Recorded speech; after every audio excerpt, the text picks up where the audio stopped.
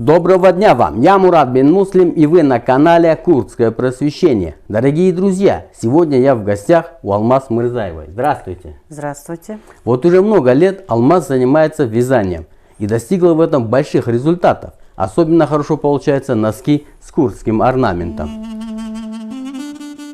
Курды – один из древнейших народов на планете Земля, поэтому имеют вековые традиции обработки шерсти, ткатки ковров и вязания одежды.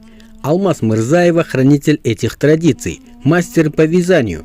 Родилась в Казахстане. Ее родители попали в Казахстан в 1944 году вследствие сталинских репрессий. Скажите, пожалуйста, как вы пришли к этому? Ну, к этому пришла то, что это вязали моя бабушка, моя мама.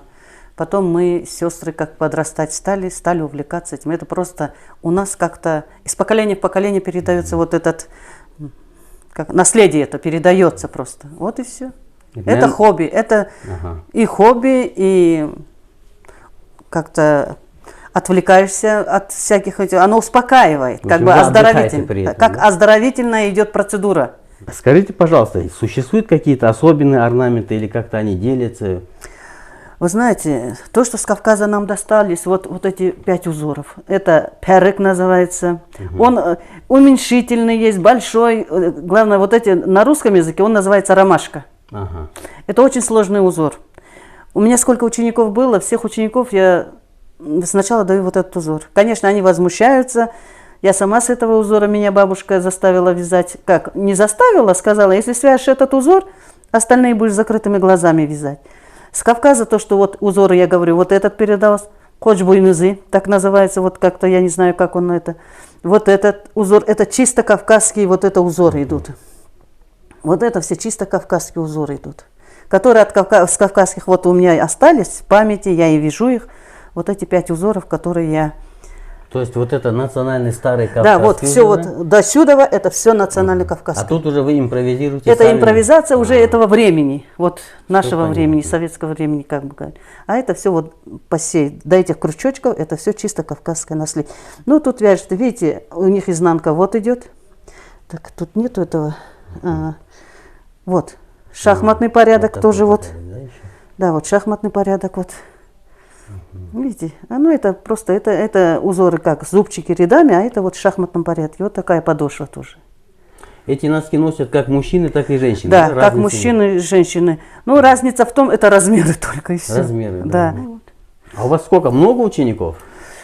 Учеников у меня, сказать, конечно, много очень было. И у меня даже одна русская приезжала с Каменогорска, училась. Да. Она в интернете увидела, приехала сюда специально на месяц, чтобы научиться. И каждый день ко мне приезжала и научилась. И научилась, я ее вязала с вот этого, я ей дала этот узор, и она связала. Курдские носки, то, чем славятся, они вот то, что у них узоры и вот эта красочность, вот эти всякие краски, которые придают очень эффективно.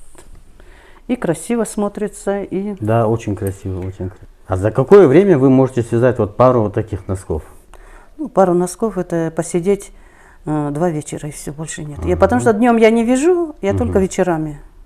Я надеюсь, вы будете передавать это своим детям, чтобы это искусство у нас не угасло.